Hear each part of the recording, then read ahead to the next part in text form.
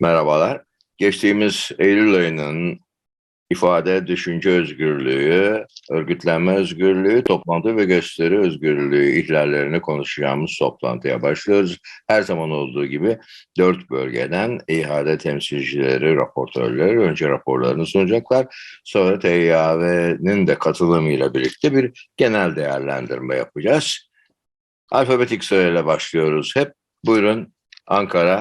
Ankara, Konya, Sivas, Mersin ve Çorum illerinde en az 16 müdahale ve yasaklamalar oldu. Çorum ilinde Aleyna Tilki isimli şarkıcının konserinin yasaklanması, Ankara'da işimi geri istiyorum etkinliğine katılan, basın açıklaması yapan kişilerin alandan uzaklaştırılması ve çeşitli müdahaleler oldu. Yargılama bakımından ise yine Ankara, Hatay ve Eskişehir'de bu süreçte 12 tane yargılama ve soruşturma vakası gerçekleşmiş oldu. 5 farklı uygulama var. Diğer uygulama kategorisinde memuriyetten çıkartma ki Ankara İnşaat Mimarlar Mühendisler Odası'na bağlı olarak Mimarlar Odası Başkanı Candan Karakuş'un memuriyetten çıkartılması, RTÜK'ün yine televizyon kanallarına idari para cezası vermesi ve yine Antalya'da bir kitap yasaklama, HDP'nin önceki dönem eş başkanlığı yapan Figen Yüksekdağ'ın kitabının yasaklanması gibi ihlaller gerçekleşti. Dolayısıyla daha önceki süreçlerden farklı bir eğilim göstermediği için insan hakları savunucuları olarak bizlerin de yapacağı raporlama, belgeleme, savunuculuk faaliyetleri açısından aynı stratejiyle, aynı yöntemle devam etmemiz ihtiyacı ortada bulunuyor. Çok teşekkürler. Şimdi Doğu ve Güneydoğu. Eylül ayında Diyarbakır ve çevre illerinin yer aldığı Doğu ve Güneydoğu Anadolu bölgesinde toplam olarak en az 6 barışçıl gösteri güvenlik güçlerince engellendi. Örneğin Şırnak'ta ağaç kesimlerini protesto etmek isteyen ve Cudi Dağı'na yürümek isteyenlere jandarma tazyikli su ve gaz bombasıyla müdahale etti. Bölgede toplamda 56 kişi kötü muameleyle gözaltına alındı. Bunlardan 8 kişi de tutuklandı. Van'da 17 Ekim 2019 tarihinden bu yana kesintisiz uygulanan eylem etkinlik yasağı 1064 gün oldu. Hakkari'de 4 Ocak 2022 tarihinde bu yana kesintisiz uygulanan eylem etkinlik yasağı 269 gün oldu. Bölgemizde tespit edebildiğimiz en az 30 davanın duruşmalarına devam edildi. 4 davada karar çıktı. Toplam 22 yıl, 1 ay, 29 gün hapis cezası verildi. 3 haber ajansına erişim engeli getirildi. Bölgede yer alan cezaevlerinde fiziki şiddet, tek hücre uygulaması, telefon hattı süresinin keyfi bir şekilde kısıtlanması, mahpuslar özel yaşanan verilmemesi, çıplak arama, açık görüş, şimdiden ailelerin çıplak aranmasıyla, askeri nizamda ayakta sayım gibi irade dışı sert uygulamaları gibi. Diyarbakır bir nolu tetkik cezaevinde tek kişilik hücrede tutulan Mustafa Murat Ayhan isimli mahpus 29 Eylül 2022 tarihinde intihar etti ve kaldırıldığı hastanede yaşamını yitirdi. Bitlis tipi cezaevini ziyaret eden Türk İnsan Hakları Eşitlik Kurumu yani TİEK'in revide bulunan bazı ilaçların tayini geçtiğini tespit ettiği gibi ilanlarla karşı karşıya kaldık. Teşekkür ederim. İstanbul ve Marmara bölgesinde neler olup bitti bu dönemde? Eylül ayında Marmara bölgesinde 6 barışçıl gösteri güvenlik güçlerince engellendi. Toplam 271 kişi fiziksel güç kullanılarak gözaltına alındı. Bunlardan 2 kişi tutuklandı. Kağıthane ilçesindeki tüm etkinlikler bir gün süreyle yasaklandı. Buna gerekçe olarak cumartesi hanelerinin yapacağı basın açıklaması gösterildi. Ayrıca Sarıgazi ilçesinde yapılmak istenen bir festival ve Burhaniye'de yapılmak istenen bir konser kaymakamlık tarafından yasaklandı. Yargılamalar ve soruşturmalara gelince 3 kişi hakkında soruşturma başlatıldı. 86 kişi hakkında da dava açıldı, yeni dava açıldı. 302 kişinin yargılanması Eylül ayında da devam etti. 5 dava karara çıktı. 4 kişiye toplam 6 yıl 14 ay 42 gün ceza verildi. Bir kişi beraat etti. Bir kişi ise 6.000 TL adli para cezası ile cezalandırıldı.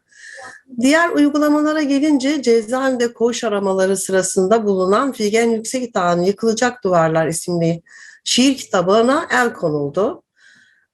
Yine 12 site, 82 habere ve 11 sosyal medya paylaşımına erişim engeli getirildi.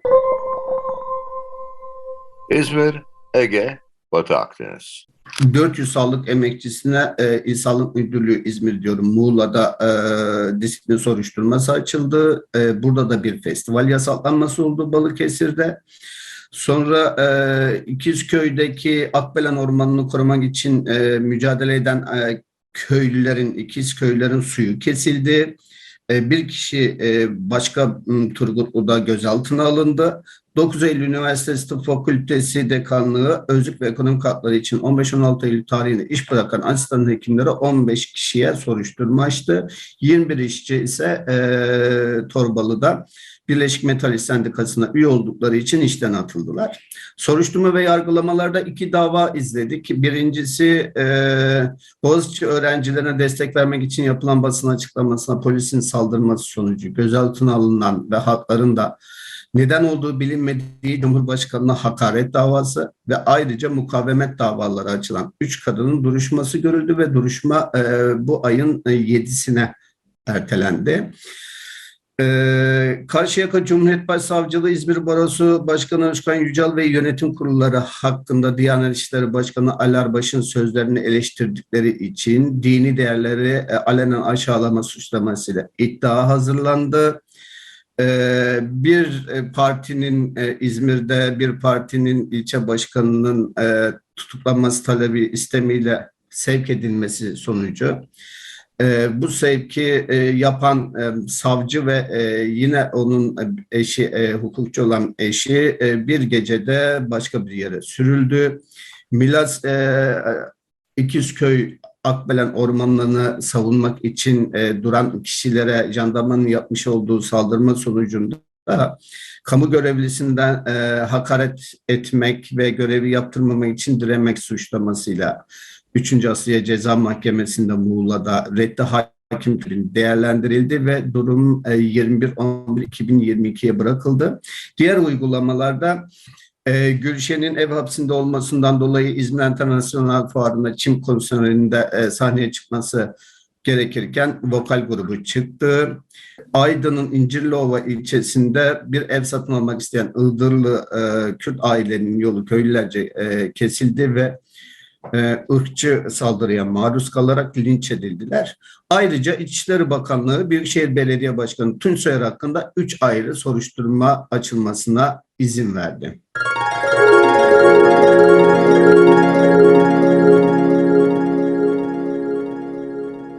Eylül ayında yine değişen bir şey yok. Baskılar, yaşanan zorluklar aynen devam ediyor. Barışçıl toplantı ve gösterilere yönelik kolluk güçlerinin 26 kez müdahalesi oluyor Türkiye çapında. 6 engelleme söz konusu. 271 kişi ise engelleme ve müdahaleler sırasında işkence ve kötü muamele niteliğindeki uygulamalara maruz kalarak gözaltına alınıyorlar. Gözaltına alınanların arasında en az 4 kişi de çeşitli yerlerinden yaralanıyorlar. Bu müdahale edilen ve işte gözaltılarla ve yaralanmalarla sonuçlanan barışçıl toplantılar ne içerikte? Hemen hızla bakalım. Hak arayan işçiler, emekçiler var. Sendikal hakları için ya da hayat pahalılığı için protesto etkinlikleri gerçekleştiriyorlar. Ayın başında 1 Eylül etkinliklerine yönelik müdahaleler ve engellemeler söz konusu. Çevrecilerin çeşitli etkinliklerine yönelik müdahaleler söz konusu. Cudi Dağı'nda bir orman katliamı yaşanıyor bir süredir. Şırnak'tan Cudi Dağı'na doğru yürümek istiyor çevreciler. Onların engellenmeleri, müdahaleye maruz kalmaları söz konusu.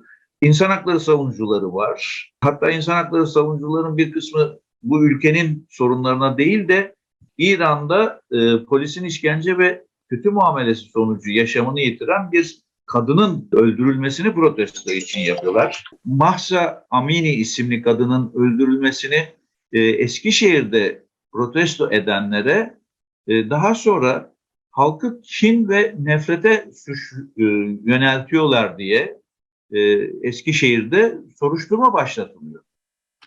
Yani bir kadın başörtüsü meselesi üzerinden bir tartışma çıkmıştı İran'da ve işkence ve kötü muameleye maruz kalmıştı.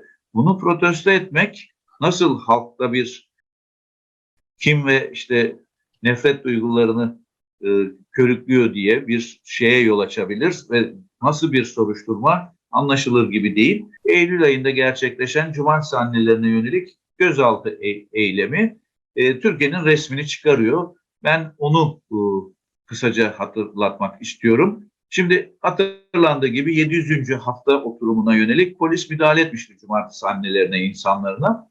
Ve bunun sonucunda da aralarında cumartesi insanlarının ve hak savunucularının olduğu 46 kişiyi gözaltına almış. Daha sonra da haklarında dava açmıştı. Bu dava hala sürüyor. 21 Eylül'de de yeni bir duruşması Çağlayan Adliyesi'nde gerçekleşecekti. Cumartesi insanları da doğal olarak kamuoyuna bu davayı gelin, izleyin, işte bizim yanımızda olun, dayanışma içinde olun ve bir basın açıklaması yapacağız diye duyuru yapmıştı. Ancak Kağıthane Kaymakamlığı 21 Eylül günü için ve o civarda her türlü açık alanda yapılacak etkinliği, hani şu bildiğimiz mülki idare amirlerinin getirdiği yasayı kötüye kullanarak eylem ve etkinlik yasağının tipik bir örneğini o gün için geçerli kılıyor ve cumartesi annelerine özgü bir yasak getirerek Çağlayan Adliyesi ve çevresinde her türlü açık alan etkinliğinin yapılmasını yasaklıyor. Orada toplanıyor kişiler adliyenin önünde duruşma öncesi. Cumartesi insanları orada, insan hakları savunucuları orada, milletvekilleri var. Çeşitli sivil toplum örgütlerinin temsilcileri var. Bir müzakere gerçekleşiyor kolluk yetkilileriyle ve basın açıklaması yapmayacaklarını söylüyorlar. Çünkü duruşmaya bir an önce girmeleri gerekiyor. O müzakereler biraz uzamış olduğu için vakit de geçmiş oluyor. Söyledikleri şey de şu: ya hakkımızda zorla getirme kararı var, onun için biz bir an önce duruşmaya girelim. Duruşmaya doğru giderken polisin birden anlaşılmaz bir müdahalesiyle 16 kişi, aralarında İstanbul İhade Şube Başkanı Avukat Gülseren Yoler'in de olduğu 16 kişi fiziksel şiddet kullanılarak ve ters kelepçeyle gözaltına alınıyor. Yanı sıra işte gazetecilere yönelik müdahaleler var. Bu olayın tamamı aslında Türkiye'nin resmini ortaya çıkarıyor. İfade özgürlüğü ihlal ediliyor, toplanma özgürlüğü ihlal ediliyor, örgütlenme özgürlüğü ihlal ediliyor ve bunun nasıl keyfi bir şekilde yapılmış olduğu Kağıthane Kaymakamlığı'nın kararıyla net bir şekilde görülmüş oluyor. Ben bu genel yorumun dışında hızlı birkaç veri vereyim. Özellikle bu barışçıl toplantılara yönelik kolluk müdahaleleri sırasında Eylül ayında çok sayıda gazeteci polis kolluk şiddetine maruz kaldı. Bir gazeteci, bir kadın gazeteci polisin cinsel tacizine maruz kaldı. 3 gazeteci çok ciddi şekilde fiziksel şiddete uğradılar ülkenin değişik yerlerinde. 3 gazeteci de sosyal medya görüntülerine yansıyacak şekilde böyle kolluk güçlerinin çok net suç niteliğinde olan tehditlerine maruz kaldılar. Gazetecilerin hakkında soruşturmalar sürdürüldü. 7 gazeteci hakkında 25 yıl 17 gün hapis cezası verildi. Erişim yasakları aynı şekilde devam etti. Ülke genelinde bir haber ajansının internet sitesi 2 kez, bir derginin internet sitesi 1 kez olmak üzere erişime engellendi. En az 119 habere de 3 içeriğe ve 14 sosyal medya paylaşımına da yine mahkeme ve kolluk kararlarıyla erişim engeli gerçekleştirildi. Eylül ayında Mardin ve Hakkari'de 2 kez, Şırnak'ta 1 kez eylem ve etkinlikler 15'er gün süreyle yasaklandı. Ben de bu ayın yorumunu bu şekilde yapmış olayım.